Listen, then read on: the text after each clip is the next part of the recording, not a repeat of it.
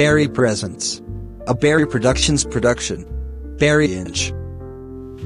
Barry F. NOIR. A very special detective pulp mystery written, directed, produced by and starring me. Barry.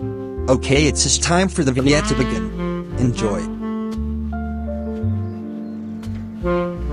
Hello. My name is Detective Barry.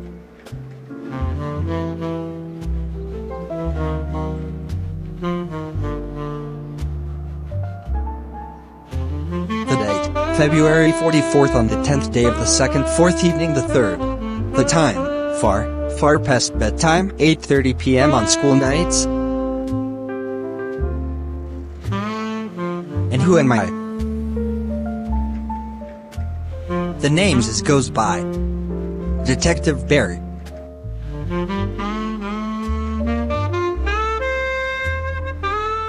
Just the rough and tumble no-nonsense retired street detective with a burning desire for vengeance against criminals who swear and use inappropriate language, and a love for Christ like no other that came before.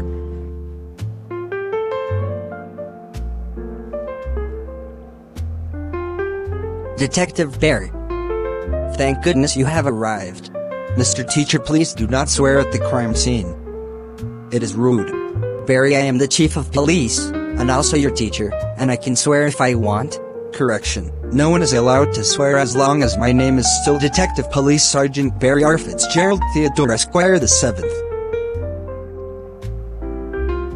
And it is. Mr. Teacher. Even though I am a rough and tumble no-nonsense retired street detective who follows no moral code and does not play by the rules, there is still a strict moral code and set of rules that we as rugged police detective all must follow.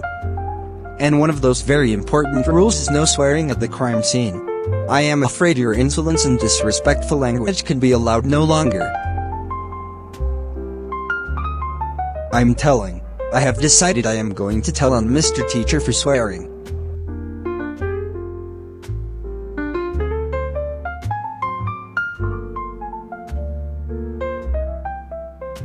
Detective Barry. Why haven't you solved the mystery murder case yet? Group of question marks. It has already been 10 minutes, and I swear to gosh if you let another darn case go cold the mayor is going to rake me through the coals. Group of exclamation marks. Did you guys hear what he just said? He just used so many bad words. I am telling the mayor. I have decided I am going to tell the mayor and Police Chief Pinklow for using bad words. Just solve the case, detective, or I'll be taking your badge and I will tell your mom you did not eat your broccoli today at lunch. Group of exclamation marks. What? That's not fair. I did eat my broccoli, I just didn't finish all of it because I was full. You had room to eat a Rice Krispie square at the end of recess, so you could not have been that full, young man. Group of exclamation marks. That's only because Robot said he wasn't hungry and he said I could have it if I played jump rope with him after school. That does not matter, young man. The rules are the rules and they are here for a reason. Now you march back to that crime scene before I am forced to send your mom a very strongly worded email telling her of your transgressions. Group of exclamation marks. Like most of my comrades, the chief didn't understand my rough and tumble no-nonsense attitude, but when the bullets started flying, and the bad words began to being said, he always knew that Detective Barry was on the case. You know, Detective Barry, you sure to have a rough and tumble no-nonsense attitude, but when the bullets start flying, and the bad words to start to being said, I always know that I can count on Detective Barry to being on the case. Okay.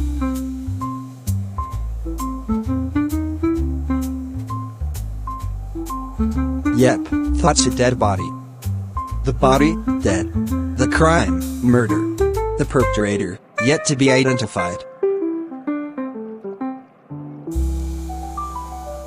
For the first time since last time, I, Detective Barry, have reached a dead end in my case.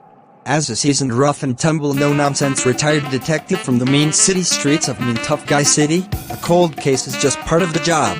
But if Mr. Pinkle finds out I don't have a lead, this case will go cold faster than a day-old turkey bacon and cheese sandwich will run out of bread, and then my mom will be mad at me. It's his time to break out my old secret contact from my old city days as a rough and tumble beat cop.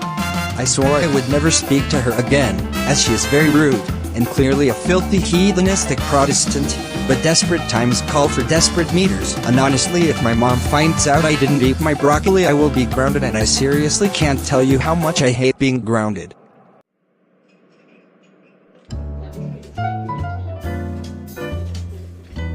Her name, Stankarella. Her purpose? To confuse my loins and eviscerate every last remaining particle of my soul.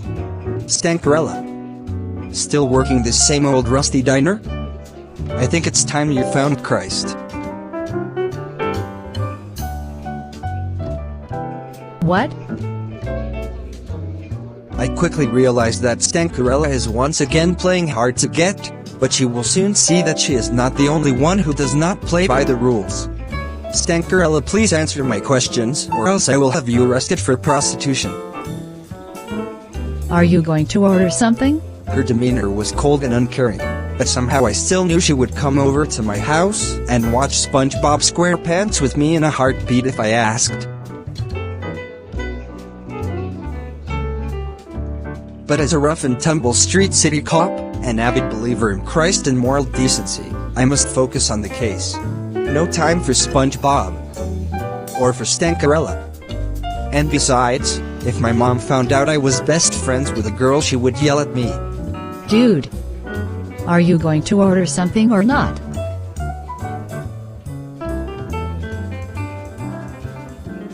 Guys.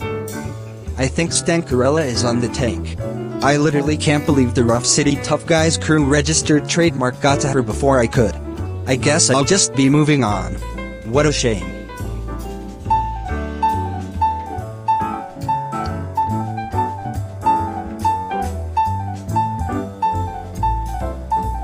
As I made my way towards my next lead, my thoughts began to racing. Stankarella. The chief. Mr. Teacher. Broccoli. Somehow, this is all connected. But how? Eureka. After several minutes of investigation, I, Detective Barry, have finally deduced a jaw-dropping presumption. Like I learned in police detective school, a truly great detective not only knows that you can't learn true detective work at police detective school.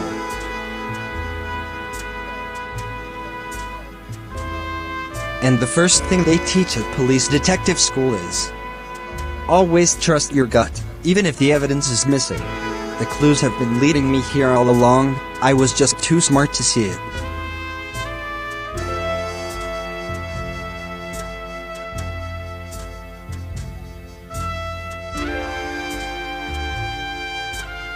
There's only one criminal so villainous, so evil to commit such a wicked criminal act such as this.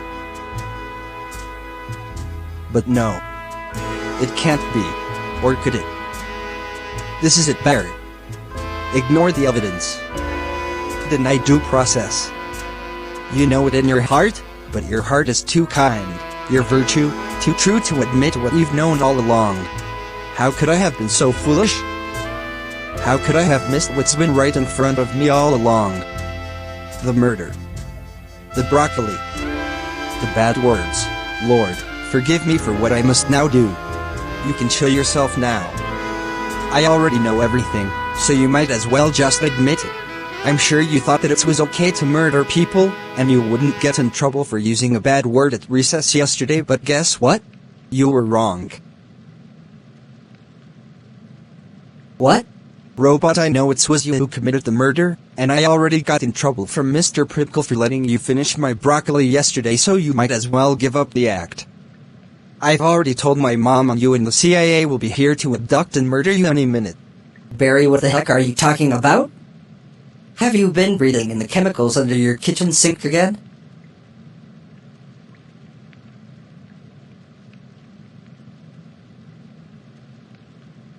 What? Barry, I think that you should call your mom. If you stay out past your curfew, you are going to be grounded. Curses. The enemy and I are once again locked into what is known in chess as a stalemate.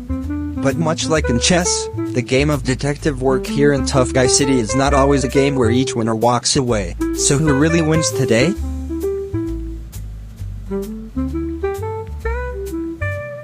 Well, I didn't solve the case. Robot told on me, and my mom hit me when I got home. But here on these mean streets, sometimes the bad guys win, and the good guys, me, get in trouble even though I didn't even do anything wrong. And Robot called me a bad word a few weeks ago and I didn't even tell on him, but now I am definitely going to. The end.